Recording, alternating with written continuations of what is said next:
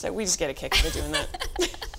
Well, we want to give some of your books away, and how our viewers and listeners can earn a book is if you call with a question for Amy. You can ask about getting started writing. We had a few questions like that last time. Or maybe a book about a question about can God be trusted, or maybe about cancer. So whatever your question is, give us a call at 1-877-FAMNET1. That's 1-877-326-6381. Well, tell us, this is number 2 of the trilogy. Tell us what we have to look forward to in part 3. Well, book 3 is Enduring Justice, and it is Michael and Hannah's story. You get to meet Michael and Hannah in Healing Promises. Their relationship kind of gets started, and then the 3rd book, they have to deal with a painful secret and a racially motivated killer. And they have to learn that the difference between executing vengeance and what justice really is the choice to heal. You know, if you're out there and you're maybe an aspiring author, maybe you've had the idea that, oh, I could write a book, or at least I want to try to write a book. You might want to, tap into Amy's expertise. When did you decide you wanted to be a writer? When did you decide, out of all the things you do, motherhood and other careers you had, when did you decide, okay, look, I'm going to do this full time? And what sacrifices did that cause? Because it's not an easy thing to do, I would imagine. I get a kick out of this question because really God and my husband made the choice for me. They pushed me in that direction. I'm a homeschooling mom, so for Christmas I was going to the library to get some books. In 2001, when I actually kind of got the idea to get started, watched 9/11, wanted to do something to give back to the FBI agents there. So went to Christmas, we got books, and I ended up getting an adult fiction novel. First time I'd read fiction since college because I was busy. I'd worked full time, then I had children, and so read the novel, thought, oh, this is great. Gave it to my husband, he read it, and I said, here's what I change. And he goes, write your own. No, I don't think so. And so then God, kind of jumped on the bandwagon too, or God was obviously orchestrating all of it. And he said, he gave me this dream that became the story for Ransom Dreams. So that's how I got started. They just kept kind of pushing, and I kept saying, well, I don't really know anything about the FBI. I don't really know anything about this. So David comes home from work and says, hey, I know Jack. I'm going to set you up with this meeting with the Secret Service agent. And I went, okay, I guess I have to do this. So then I had a bunch of books at the library and just sat down and started writing. How important is doing research? So that everything does sound realistic. We both commented on the fact that all the medical terms seem so realistic. You've got some wonderful cop terms in there too, and you don't always explain them. You kind of let people figure it out for themselves, which is good. Even like GSW, gunshot wound. A lot of people wouldn't say, oh, what was that? But you got to do that. Well, my editor made me explain it. So if I use a term, I have to somewhere explain it within that time frame, very quickly, so that people aren't, spending 2 chapters going, what's this mean? I do a lot of research, and I think research is vital. Research makes the book come alive.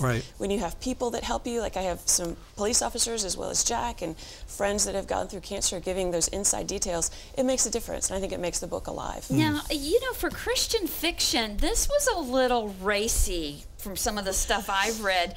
And by that, I'm kind of kidding you a little bit, but you insinuate that these married people actually have sex. I mean, there's no Christian Cabbage Patch? Oh, man. And you're very delicate about it, but I mean, somebody gets pregnant in this novel. Do you get any pushback from your editors about that? Actually, the pushback I get from my editors... My editors have been wonderful. They give me a lot of leeway to deal with things that I need to deal with. I mean, this is a married couple, so there obviously is a lot of intimacy. There's a lot of relationship and depth to that. So I got a chance to kind of show that in a good way, in an honoring way.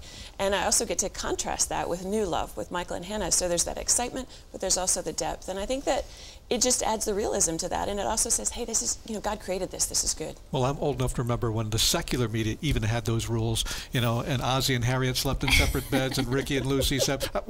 Actually, the year when Ricky and Lucy actually moved into the same bed was like a big deal. The networks got flooded with angry calls. What are they doing in the same bed? You're kidding. No. It was like 1958 or 59 when one of the last years of the season they decided, okay, it's time to get real, and they put them in. Well, they did have a baby. Yeah, that's what I mean. So I'm saying. So I'm old enough to miss. I appreciate your sensibilities, but the fact that you're also realistic.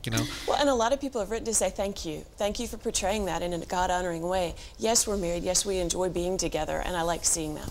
Wow. So, well, I mean, God wants us to be fruitful, but that's true, So why ignore that part of the book? It would actually be doing a disservice to your readers when you think about it. And we should say it's very tasteful, very tasteful. But yeah, So good work there, Amy. Thank you. We're talking with Amy Wallace, and the book is Healing Promises, and we have got the lines pretty much lit up. So when we come back after our break, we are going to take our callers and see what questions that they have for you.